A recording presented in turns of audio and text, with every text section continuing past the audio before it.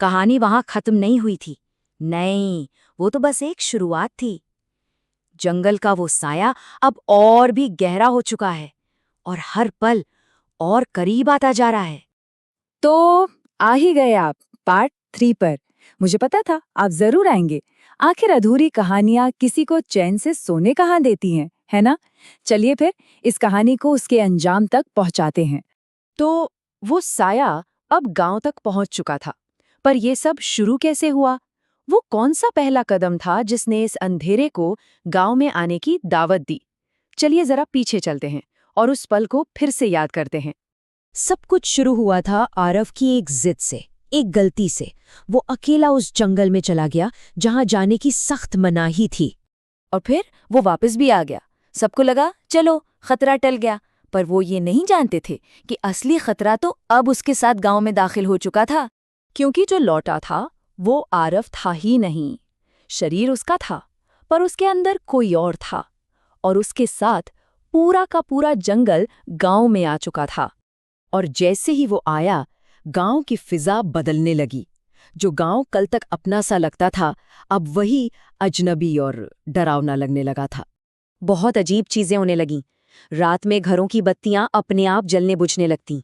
गांव के सारे कुत्ते बिना वजह सिर्फ जंगल की तरफ मुंह करके भौंकते रहते, जैसे उन्हें कुछ दिख रहा हो जो इंसानों को नजर नहीं आता। और फिर लोग गायब होने लगे, एक के बाद एक। वो लौटते थे, पर उनकी आंखों में एक अजीब सी लाल चमक होती थी। किसी को कुछ समझ नहीं आ रहा था कि ये हो क्या रहा है। ये कौन सी बीमारी थी जो पूरे गांव को अपनी चपेट में ले रही थी? और फिर एक दिन गांव के सबसे बुजुर्ग आदमी ने अपनी चुप्पी तोड़ी और उन्होंने जो सच बताया वो गांव वालों के डर से कहीं ज्यादा भयानक था। उन्होंने बताया कि बरसों पहले उसी जंगल में एक साधु तपस्या किया करते थे, पर गांव के कुछ लोगों ने उनका मजाक उड़ाया, उन्हें अपमानित किया और मरने के लिए जंगल में अकेला छोड़ दिया। अकेलेपन, भूख और नफरत में उस साधु ने वहीं दम तोड़ दिया। पर मरते मरते अपनी आखिरी सांस के साथ वो एक श्राप छोड़ गया, मैं वापस आऊंगा और तुम में से एक एक को अपने साथ इसी अंधेरे में ले जाऊंगा।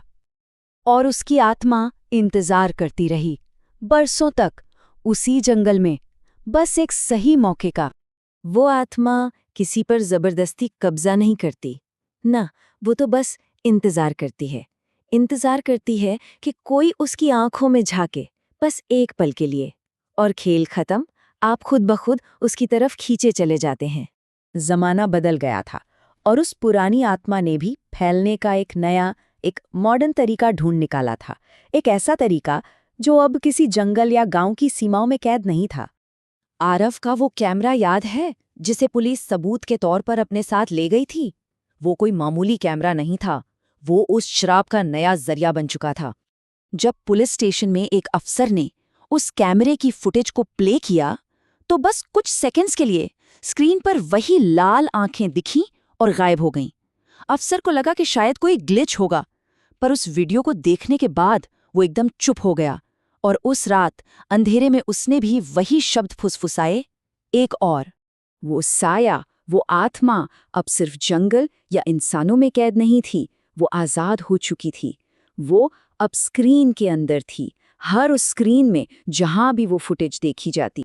और अब हम कहानी के सबसे खतरनाक हिस्से पर आ गए हैं, वो हिस्सा जो अब सिर्फ कहानी नहीं है, जिसका सीधा ताल्लुक आपसे है।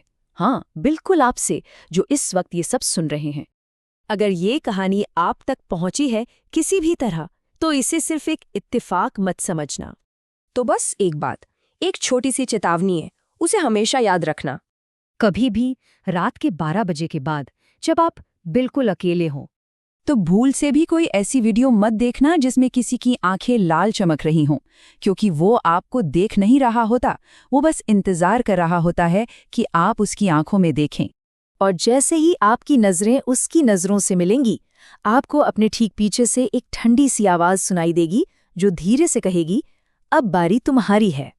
क्या लगता है ये बस एक कहानी है, एक मनगढ़ंत किस्सा?